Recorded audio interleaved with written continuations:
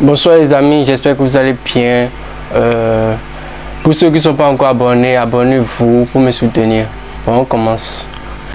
Memphis Depay portera le numéro 9 avec l'Atlético de Madrid. Bon, d'ailleurs même il n'avait pas de nu. C'était Morata qui porte le numéro 9. Maintenant, comme Memphis Depay vient, il porte le numéro 9 à la place de Morata. Bon, on remercie, nous les Barcelonais, on remercie Memphis Depay parce que lorsqu'il était venu, il a été très efficace. Il était le meilleur buteur de l'FC Barcelone. Au moment où il était en crise, et il n'y a pas d'attaquant, il y a un avenir, des Rafinha en ce temps, on n'a pas encore, on n'a pas Rafinha, Ansu Fati n'était pas disponible. Ferran Torres, bon, il était un peu comme, il était là. Maintenant, on le remercie encore plus parce que il a laissé tout son salaire qui suit pour aller à l'Atlético de Madrid pour 3 millions d'euros. Et nous les Barcelonais, on lui souhaite le meilleur. Maintenant, on passe à Camavinga. Arsenal souhaiterait se faire prêter Camavinga jusqu'à la fin de la saison. Donc Arsenal veut prendre Camavinga. Ils veulent le prêter pour toute la saison. Mais moi, je ne conseille pas ça aux Madriens puisque Tchouaméni est blessé. C'est la seule personne qui peut jouer au milieu défensif actuellement. Malgré que bon, lui aussi n'est pas trop performant. Avec les matchs qu'il a joué au Classico aussi, il n'était pas trop performant aussi. Mais c'est la seule personne qui peut jouer là.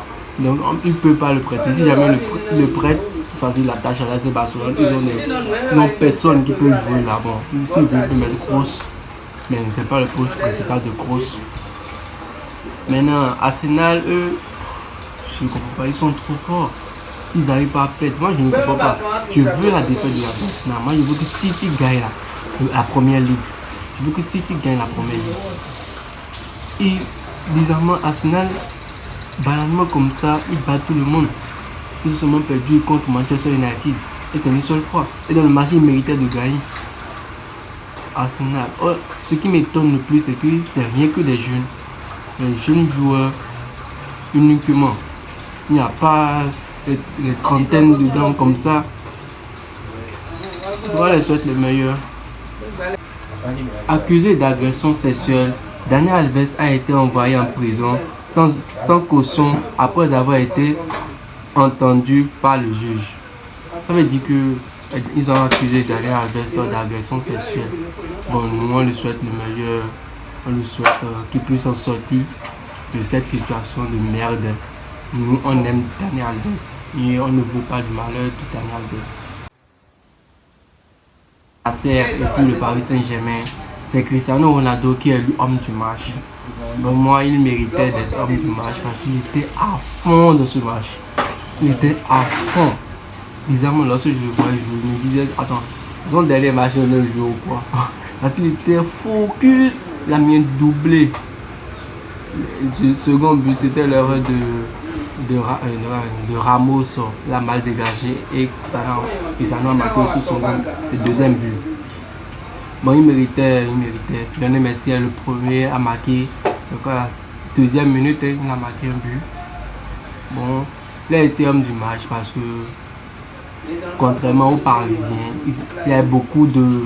On ne peut pas prendre une seule personne parisien qui était au-dessus de tout le monde parce que Kylian Mbappé a marqué. Il a marqué un but, mais délivré 2 passes décisives. Lionel Messi a été sensationnel dans ce match, mais il a délivré une seule passe décisive. Non, il a marqué un but plutôt. Bon, Neymar, lui, il a délivré une passe décisive aussi, mais il a raté son penalty.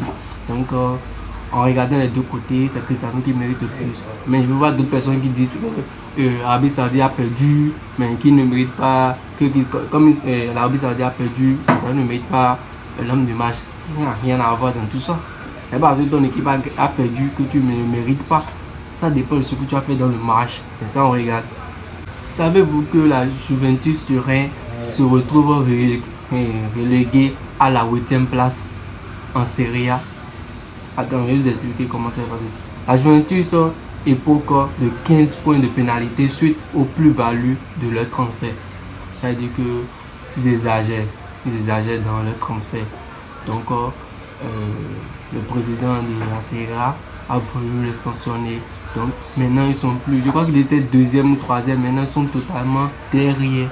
Ils sont 8e maintenant. On a fait moins 15 sur le nombre de points qu'ils ont eu.